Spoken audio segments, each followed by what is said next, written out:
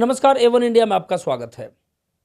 लगातार लंबे समय से विधानसभा चुनाव 2023 की जो सुगबुगाहट है वो आपके बीच में लेकर आते रहे हैं, लेकिन आज एक नए कैंडिडेट के साथ हैं। कैंडिडेट की हम बात करें, अभी तक आपने चर्चाओं में नहीं सुना होगा, नहीं देखा होगा, लेकिन इस समय जो चुनावों की आबो हवा और चुनावों की बयार जिस तरीके से बह रही है, उसमें कहीं ना कहीं हमारी भी जिम्मेदारी बनती है। जो चुनावी मैदान में इस समय स्क्रूटनी के बाद में जो कैंडिडेट रुके हुए हैं, उनसे आपको रूबरू कराना। आज एक ऐसे कैंडिडेट के साथ में हैं हम, जिसके आगे पीछे की हम बात करें तो एक तरफ बहुत बड़ा बिजनेसमैन है, तो एक तरफ बाबा है जो मठाधीश्वर हैं। ऐसी स्थिति में जैसे ही बहुजन समाज पार्टी का टिकट फ्री हुआ तो चर्चाओं में एक बात आई कि आखिर अब ये टिकट किन के पास जाएगा। और आज ये टिकट एक ऐसे शख्स के पास है जो ना बिजनेसमैन है, ना जिनका बहुत बड़ा नाम है, ना बहुत बड़ा रुतबा है। अगर वो कहीं समाज में स्थान रखते हैं तो अनाथ, बुजुर्ग व जिनका कोई नहीं है, दीनहीन जो समाज में कहे जाते हैं, उनके लिए एक उम्मीद की किरण है। भिवाड़ी में एहसास नाम से एक वृद्धाश्रम, दिव्यांग व अनाथालय जो सुचारू है, उसके संचालक हैं। आप जरा ये विचार करिए कि क्या हमारी संस्कृति में इस अनाथालय, वृद्धाश्रम की कोई जगह है? जगह तो नहीं है, लेकिन फिर भी अगर कहीं ऐसी परिस्थिति आन पड़ती है तो फिर कहीं ना कहीं ये बात जरूर आती है कि आखिर इनका संचालन कौन करे। कहते हैं आपत्ति और विपत्ति जब आती है तो कहीं ना कहीं उसके समाधान भी नजर आते हैं, और जो समाधान करते हैं वो कोई बिरले ही होते हैं। हर आदमी में इस तरह की समझ नहीं होती। आज वो शख्स अगर चुनावी मैदान में है तो क्यों है, आखिर उनका एजेंडा क्या है, क्यों और किस लिए वो चुनावी मैदान में आए? क्योंकि हर नेता के मुंह से आपने सुना होगा कि वो जनता की सेवा के लिए आए हैं, तो जनता की सेवा तो वो शख्स कर ही रहे हैं, लेकिन चुनावों में आने की ज़रूरत क्या पड़ी, चुनाव मैदान में क्यों कूदना पड़ा? इन सब सवालों से हम पर्दा उठाएंगे, बात करेंगे। ज़्यादा समय न लेते हुए हम आपको रूबरू करा रहे हैं। हेमकरण जी हमारे साथ हैं, जो एहसास वृद्धाश्रम और अनाथालय जो है उसको चला रहे हैं, भिवाड़ी में है, सेक्टर 11 में मौजूद है। आपने आते जाते इस रास्ते से कभी आप गुजरे होंगे तो ज़रूर आपकी नज़र पड़ी होगी। हेमकरण जी, आपका A1 इंडिया में बहुत बहुत स्वागत है। पहले तो मैं आपका और आपके चैनल का तहे दिल से धन्यवाद करना चाहता हूं, जो आपने यहाँ तक अपना कीमती समय दिया, और अपनी तिजारा जनता को भी धन्यवाद कहना चाहता हूं। तो मेरा राजनीति का आने का मुद्दा जो आप कह रहे हो अभी, क्योंकि मैं पहले से समाज सेवा में हूं, ना मैं बिजनेसमैन हूं, ना मेरा बैकग्राउंड कोई बैकअप खानदान या राजनीति से, ऐसा कुछ नहीं है। क्योंकि पहले ही मैंने समस्या देखी, मैं गरीब घर से बिलोंग करता हूं। मेरी फैमिली में मतलब ऐसा कुछ नहीं है जो कि हम राजनीतिक पर्सपेक्टिव से देखें तो। पर बट राजनीति में आने का मुद्दा यही था, जैसे हमारे अभी चुनावी मुद्दे चल रहे हैं तिजारा विधानसभा में, एकदम जातिवाद के कर दिए हैं लोग बागों ने। मतलब चुनाव का समय जब आता है तो इस समय जो इस बार जो हमारे विधानसभा का जो चुनाव है तिजारा का, इस समय इस कंडीशन पे लाके खड़ा कर दिया है कि हमें डर लग रहा है आने वाले समय में ऐसा ना हो, जातिवाद ज़्यादा फैले और हमारा आपस का तिजारा विधानसभा का भाईचारा बिल्कुल ख़त्म हो जाए। क्योंकि चुनाव के समय ऐसे मार काट के सिस्टम पैदा कर देते हैं, जातिवाद, हिंदू मुसलमान जो भी हो रहा है, आप देख रहे हो, सब लोग, जनता भी देख रही है। मैं तिजारा की जनता से एक सवाल करना चाहता हूँ कि हमारे तिजारी जनता है, हिंदू मुसलमान और अपने जो सरदार जी भाई जी हैं, सब लोग एक साथ, एससी कम्युनिटी सब एक साथ बिजनेस कर रहे हैं, बैठ रहे हैं, उठ रहे हैं। ऐसा क्यों होता है? चुनाव के मुद्दों पे ही ये हिंदू मुसलमान होता है। ये सब पार्टियों का खेल है। अपनी तिजारा की विधानसभा की जो जनता है, उनसे एक रिक्वेस्ट करना चाहता हूँ हाथ जोड़ के, इन पार्टियों के चक्कर में ना आएँ और अपना भाईचारा बिल्कुल भी ना बिगाड़ें। क्योंकि चुनावी मुद्दे तो आते जाते रहते हैं, भाईचारा बिल्कुल ना ख़त्म करें। मैं अपनी पूरी तिजारा विधानसभा की जनता से एक रिक्वेस्ट करता हूँ, ये हिंदू मुसलमान वाला नारा जो भी चला रखा है आपस में, जो हमारे दिमागों में गलत थोड़ी बैठा रखे एक दूसरे के खिलाफ, बिल्कुल इस चीज़ पे इग्नोर करें, अपने भाईचारे से रहे, जैसे आज तक तिजारा विधानसभा पहले से रहते आई है। तो इसलिए मैं पूरी तिजारा तहे दिल से रिक्वेस्ट करना चाहता हूँ कि हिंदू मुसलमान वाला नारा बिल्कुल ना लें। और आने वाली जो बात है चुनावों के मुद्दों की, जो मैं राजनीति में क्यों आना चाहता हूँ, क्योंकि यहाँ एक तो एजुकेशन की बहुत कमी है, कहने के लिए बहुत ज़्यादा है, पर यहाँ गरीब के बच्चे आज ढंग से पढ़ लिख नहीं सकते। अगर कोई मजदूर आदमी है तो अपने बच्चों को नहीं पढ़ा सकता, नहीं तो आप कमेटी में भी बोल सकते हो ये बात सही है या गलत है। और यहाँ का जो रोज़गार है, हमारे जो बच्चे हैं बेरोज़गार घूम रहे हैं, लोकलिटी के नाम से कंपनियाँ उन्हें जॉब नहीं देती है, क्योंकि 100 में से एक बच्चा तो कहीं ना कहीं गलती फैमिली में भी करता है, पर हमारे पूरे ही तिजारा विधानसभा बच्चों को कंपनियाँ नहीं लेती हैं लोकलिटी के हमारे, तो ये बहुत गलत है, बेरोज़गार है हमारे बच्चे। तीसरा है हमारा यहाँ स्वास्थ्य का, देख लो आप, अभी हम अगर हॉस्पिटलों में भी जाएँ तो शायद अल्ट्रासाउंड की मशीन भी नहीं मिलेगी हमें। अगर कोई बंदा रेफर अलवर तक जाएगा हमारा बंदा, तो वहाँ तक दम तोड़ देता है मरीजों के हिसाब से, जब प्रॉब्लम ज़्यादा सीरियस होती है फिर जयपुर भेजो, तो नहीं कवरिंग। और हमारा अलवर बाईपास आप देख लो, कहने को तो राजनीति मुद्दे तो पहले ही थे यहाँ पे, और वहाँ पे भाई अपने वो संदीप यादव भी थे। पानी देख लो अभी 2-3 महीने से भरा हुआ है, हमारी जनता कितनी परेशान है भिवाड़ी की, और भिवाड़ी में शायद ऐसा कोई विकास नहीं हो रहा है।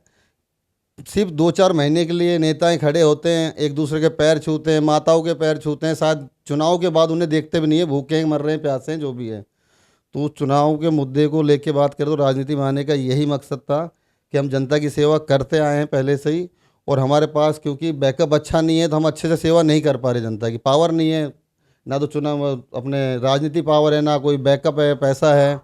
अगर हमारे को जनता चुन के एक बार इस मौका दे तो हम वादा करते हैं जनता से, क्योंकि इतना अच्छा काम करके दिखाएंगे, जनता ने साथ सोचा भी नहीं होगा। अपना पर्सनल कोई स्वार्थ नहीं है इसमें राजनीति में आने का, क्योंकि अपनी दाल रोटी बच्चों के भविष्य चल रहा है, ठीक है, अपने कर रहे हैं गुजारा। पर बट अगर हम किसी नेता को आज अदर किसी नेता की बात करें, सुनने में आ रहा है इतने करोड़ में टिकट मिली है, इतने करोड़ रैली में लगा दिए।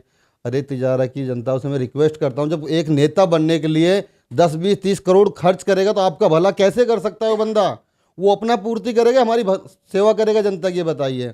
तो रिक्वेस्ट है, पैसों वालों के पीछे ना भागें, एक आम नागरिक को, आम आदमी को तिजारा विधानसभा के एमएलए बना के बैठ के देखें, एक बार एक मौका दें आप, उसके बाद देखिए यार राजनीति में कितना बदलाव आता है।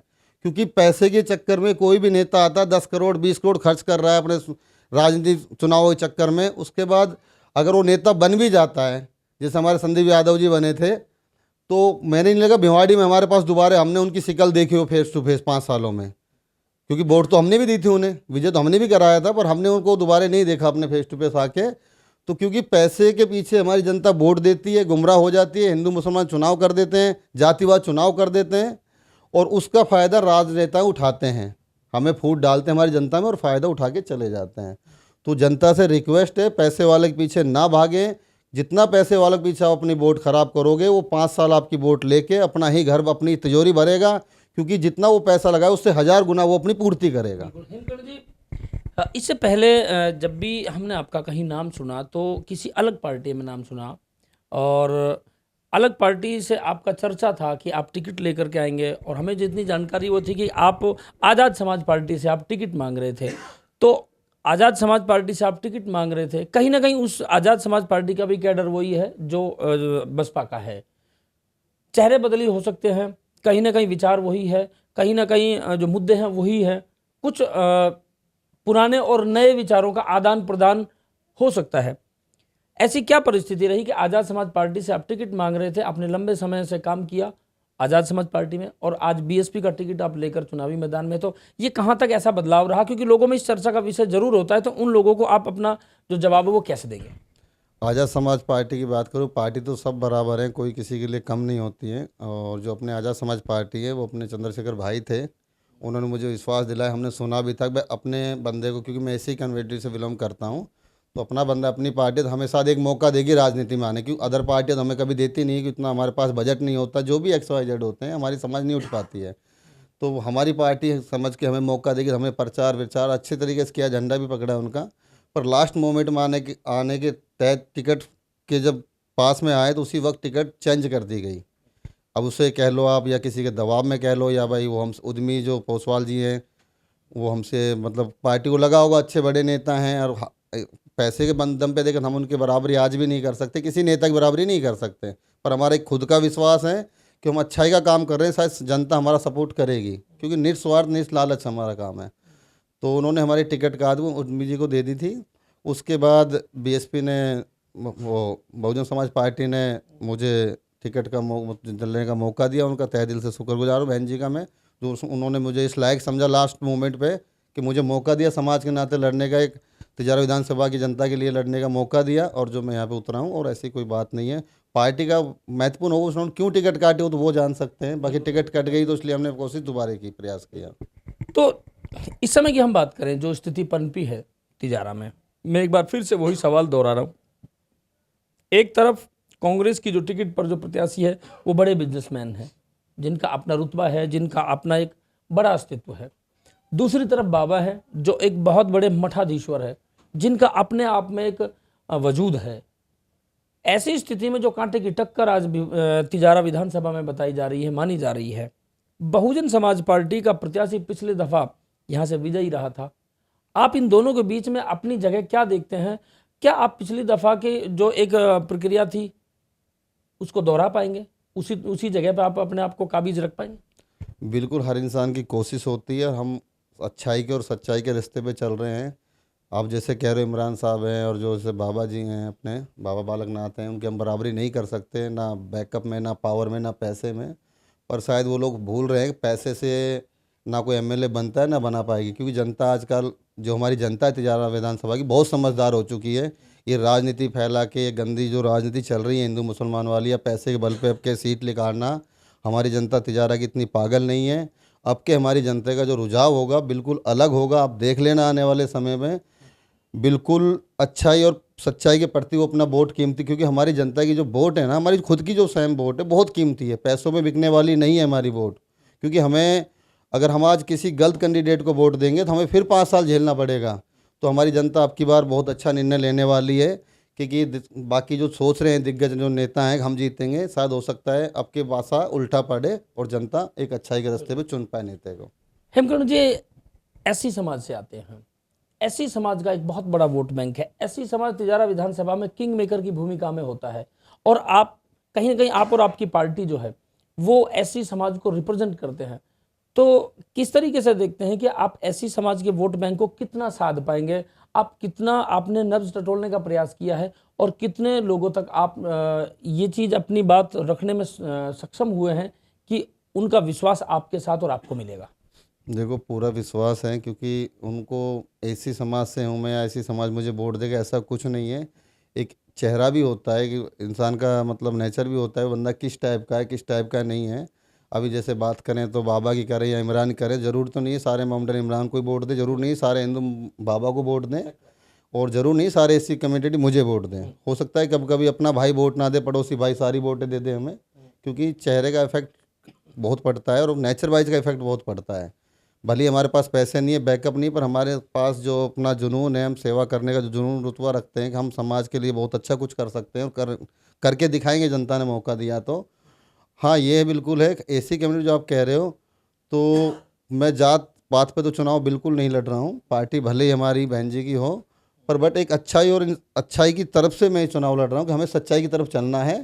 पैसे वालों को जो हमारे वोटों का मिसयूज करके आज तक होते आए हैं, हम खुद हुए हैं अभी तक, तो अब तक हमने पहल नहीं की, अब की पहली बार पहल कर रहे हैं। हमारी समाज पूरा साथ देगी, मुझे विश्वास 36 बिरादरी ही हमारा साथ देगी। हमारी समाज तो देगी ही देगी, पर 36 बिरादरी हमारा साथ देगी, ये पक्का फैक्ट है। मैं जानता हूँ इस चीज़ को, क्योंकि जैसे भी जो राजनेता सोच रहे हैं हमारे पास पैसे के बल से, या जैसे भी वो कर रहे हैं, दिखा रहे हैं पब्लिक को, पब्लिक भीड़ वास्तव में है, पर अंदरूनी वोट तो वोट की होगी जो उसका दिल गवाही देगा। और वोट के अधिकार स्वयं का ही होता है, जहाँ दिल बोलेगा खटका वहाँ दबेगा वोट का। और नेता जनता ही चुनेगी। पैसे के बल से अगर नेता चुनते तो आज अडानी और अंबानी राज कर रहे होते हमारे देश पे। पैसे से जनता नेता नहीं बनता है कोई भी इंसान। जिस तरह की बात इस समय चल रही है, एक बार मैंने स्टार्ट में भी ये सवाल आपसे पूछा कि आज जिस समय एक माहौल पनप गया है तिजारा विधानसभा में, आपको नहीं लगता क्या इसमें कहीं ना कहीं विकास, बेरोजगारी, शिक्षा, स्वास्थ्य, ये जो सब मुद्दे हैं ये गौण हो गए हैं? इन मुद्दों का कहीं कोई जिक्र नहीं है, सिर्फ जाति के आधार पर लोगों को साधने का प्रयास किया जा रहा है। कहीं धर्म के नाम पर भय जो है वो बनाया जा रहा है, जाति और धर्म के नाम पर बांटकर भय व्याप्त कर लोगों का समर्थन लिया जा रहा है, लोगों पर दबाव बनाया जा रहा है। इसको कैसे देखते हैं? ये आने वाले टाइम के लिए राजनीति में या तिजारा के भविष्य के लिए कितना घातक और खतरनाक हो सकता है? ये इतना खतरनाक हो सकता है जैसे इंसान के शरीर में कैंसर हो गया हो, क्योंकि जो जाति मुद्दा हिंदू मुसलमान बना रखा है, ये अभी चिंगारी है हमारी तिजारा विधानसभा में, सिर्फ चिंगारी। अगर अगर हमारी विधानसभा की जनता नहीं समझी तो ये ज्वालामुखी बनेगा आने वाले वक्त में। आज बीजेपी जीत जाती है तो मोमडन को खुंदक आएगी, हम आगे और उससे ज़्यादा बड़ा हंगामा हो सकता है। आज कांग्रेस जीत जाती है तो हिंदू में बहुत बड़ा नुकसान होगा कि मोमडन जीत गया। तो मैं तिजारा की विधानसभा से एक हाथ जोड़ के विनती करता हूँ, अब की बार ना बीजेपी ना कांग्रेस, ओनली बीएसपी। क्योंकि हम अब की बार अगर जातिवाद ख़त्म करके अदर किसी पार्टी को चुनते हैं तो आने वाले समय में कोई भी पार्टी जातिवाद विवाद का चुनाव नहीं करेगी यहाँ, ये तय है। वोट आपकी है, निर्णय आपको लेना है जनता को। और क्योंकि मेन चीज़ जो आप कह रहे हो मुद्दों की, तो एजुकेशन को ले लो आप, कहीं भी एजुकेशन अच्छी नहीं है। मैं एक खुद दावा कर सकता हूँ, मैं भी एक गरीब फैमिली से बिलोंग कर, मैं मिडिल क्लास से हूँ। अगर मैं अच्छे से नौकरी कहीं करूँ तो मैं अपने बच्चों को नहीं पढ़ा पाऊँगा आज। ये हर इंसान के, हर परिवार, गरीब के घर के बच्चे की, आप पूरी फैमिली आप कहीं गांव नुक्कड़ कहीं भी पता कर लो, आज अच्छे से कोई नॉर्मल बंदा हो 15-20 हज़ार नौकरी वाला 3-4 बच्चों की पढ़ाई नहीं करा पाएगा, उनका अच्छे कपड़े, अच्छा पोषण, खाना पीना नहीं कर पाएगा। क्योंकि पढ़ाई इतनी महंगी हो चुकी है जिस पर कोई मुद्दा ही नहीं है। प्राइवेट स्कूलों की इतनी फीस हो चुकी है जितनी तो अपनी इनकम भी नहीं है, और बच्चे को ना पढ़ाएं तो उनका फ्यूचर खराब, और पढ़ाएं तो कैसे पढ़ाएं। तो ये बहुत बड़ा मुद्दा है। ले लो स्वास्थ्य की बात, ले लो आप, कहने को सरकारी हॉस्पिटल है यहाँ, पर आप मुझे सुविधा बता दो क्या है? कोई सुविधा नहीं है। क्योंकि मैं खुद सरकारी हॉस्पिटल भी जाता हूँ, देखता हूँ वहाँ। क्योंकि हमारे तिजारा विधानसभा इतनी कंपनियाँ, इतना पैसा जो कि ब्लैक मनी करते हैं नेता हैं, अगर वही पैसा सही ढंग से हमारी जनता के साथ लग जाए, जनता के विकास में लग जाए, तो मैं दावा कहता हूँ कोई प्रॉब्लम ही नहीं है हमारी तिजारा विधानसभा में। सिर्फ अपनी तिजोरियाँ ना भरें, जो फंड भिवाड़ी का है भिवाड़ी में ही लगे ना, तो हमारी भिवाड़ी चमन बन जाएगी। मैं बिल्कुल दावे के साथ कह सकता हूँ, तिजारा विधानसभा पूरी। हेमकट जी, आखिरी सवाल है। आपने बहुत मुद्दे की बात की, बहुत सारी बातें इसमें बहुत गंभीरता के मुद्दे हैं, बहुत सारी बातें जो है उनकी बहुत कड़वी सच्चाई है। आखिर में हमारे चैनल के माध्यम से आप तिजारा की जो आवाम है, तिजारा की जो जनता है, जो वोटर हैं, जो आने वाली 25 तारीख में अपने मताधिकार का प्रयोग करेगी, क्या संदेश आप देना चाहेंगे? क्या सोच कर के वो आगे वोट करें? मैं यही तिजारा की विधानसभा जनता को एक संदेश देना चाहता हूँ तहे दिल से। क्योंकि मैं कोई राजनीति नेता नहीं हूँ, ना राजनेता में मेरा कोई बैकग्राउंड, ना मेरी कोई फैमिली है। मैंने भी वोट दिए हैं, नेता बने हैं, हम सब कुछ करते हैं हम भी राजनीति में। पर हम देखते हैं वोट के समय नेता आज आपके घर भी आएंगे, आपके पैरों को छुएंगे, आपको गले भी लगाएंगे, और पता नहीं आपके घर खाना भी खाएं, और आपसे ऐसे गले मिलेंगे पता नहीं कितने सालों का यारान हो, बिछते हुए यार मिल गए। हम सारे नेताओं की बता रहा हूँ, अभी हम नहीं हैं, अभी तो नए नए, आगे पता नहीं क्या होगा, पर अभी हमारा जो अंदर का जमीर वो जिंदा है।